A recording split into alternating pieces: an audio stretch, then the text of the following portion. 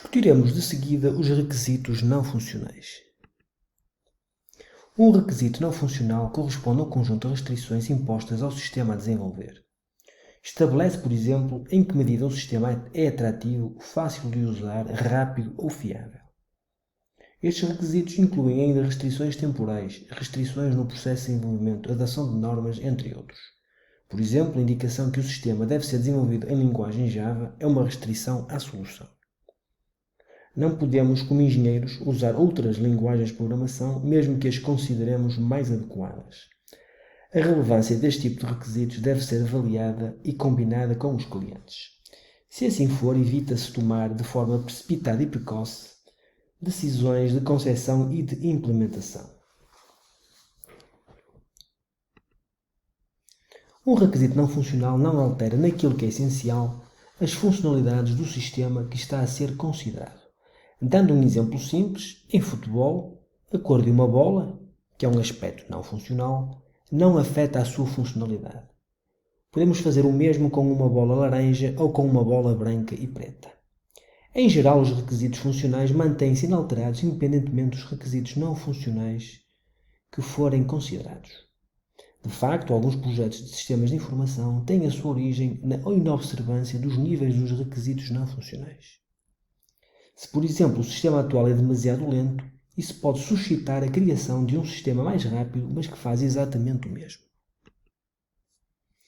Na maioria dos casos, os requisitos não funcionais impactam o sistema como um todo e não apenas algumas das suas partes. Assim, não é possível modularizar os requisitos não funcionais, ou seja, não podemos implementar os requisitos não funcionais num dado componente do sistema. Na realidade, os requisitos não funcionais são geralmente propriedades emergentes do sistema. Uma propriedade diz-se emergente se depende essencialmente da estrutura, da organização, da arquitetura do sistema e não apenas dos componentes analisados individualmente. Por exemplo, a fiabilidade é uma propriedade emergente, pois não basta todos os componentes serem fiáveis, para o respectivo sistema também o ser. Se considerarmos uma bicicleta, a propriedade emergente funcional de transportar pessoas só é disponibilizada pela bicicleta se a estrutura for adequada. Se os componentes da bicicleta forem considerados isoladamente, isto é, não montados, a propriedade emergente não se manifesta. A propriedade emergente depende da estrutura do sistema e não apenas dos seus componentes. Existem 8 categorias de requisitos não funcionais. A categoria aparência relaciona-se com o aspecto visual e a parte estética do sistema.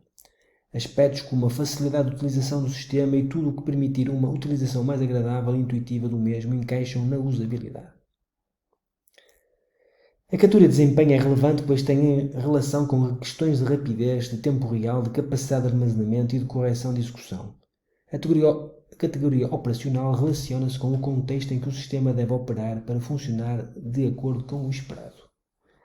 A categoria manutenção e suporte inclui os atributos que permitem que o sistema seja reparado, melhorado ou estendido.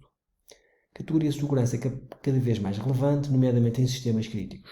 Tem relação com o acesso, a confidencialidade e a integridade dos dados armazenados nos sistemas de informação. A categoria cultural e organizacional aborda os fatores relacionados com a cultura e os hábitos das partes interessadas. Finalmente, a categoria legal foca-se nas leis, regras e normas que se podem aplicar a um dado sistema. Vamos discutir com um pouco mais de detalhe as categorias usabilidade e desempenho, que são aquelas que estão sublinhadas neste diapositivo. A usabilidade é um aspecto essencial para o sucesso de muitos sistemas de informação e tem várias dimensões. A facilidade de utilização é uma dessas dimensões e depende da eficiência com que são usados os mecanismos que evitam que o utilizador cometa erros. Outra dimensão é a personalização, que está associada à capacidade de adaptar o produto ou o sistema aos gostos do utilizador. A facilidade de aprendizagem diz respeito ao modo como os utilizadores são treinados para usar o sistema. Em alguns sistemas, espera-se que ele seja tão intuitivo, simples ou fácil de usar que não é preciso treinar os utilizadores. Os requisitos de acessibilidade indicam quão fácil é utilizar o sistema para pessoas portadoras de algum tipo de deficiência. Vejamos alguns exemplos de requisitos de usabilidade para uma máquina ATM.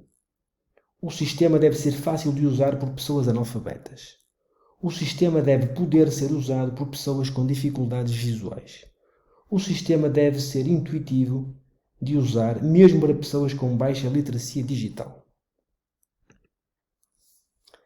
Questões de desempenho são também relevantes em muitos sistemas de informação.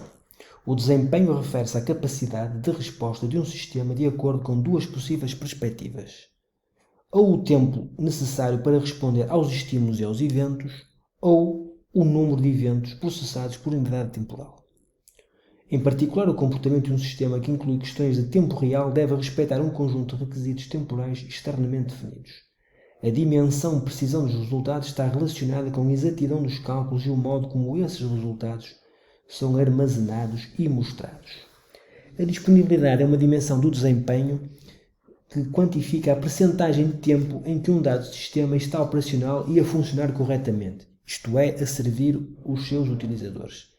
A fiabilidade está relacionada com a capacidade de um sistema para continuar a operar ao longo do tempo. Há ainda mais três dimensões na categoria de desempenho. A tolerância a falhas indica a capacidade do sistema em manter-se num nível de funcionamento aceitável, mesmo em circunstâncias de operação que podem ser consideradas inadequadas ou indesejadas. A capacidade de armazenamento especifica a quantidade de dados que o sistema deve ser capaz de processar e armazenar. E a escalabilidade é a capacidade de um sistema para continuar a evidenciar uma elevada qualidade de serviço, mesmo quando sujeito a um maior número de solicitações. Vejamos alguns exemplos na parte de baixo do diapositivo de requisitos de desempenho. O sistema deve identificar o aluno com base numa foto em menos de 3 segundos. É um requisito temporal. O sistema deve trabalhar em modo local se perder a ligação ao servidor. É um requisito relacionado com tolerância a falhas. O sistema deve calcular os juros até às décimas de cêntimos. Aqui estamos a indicar a precisão dos resultados.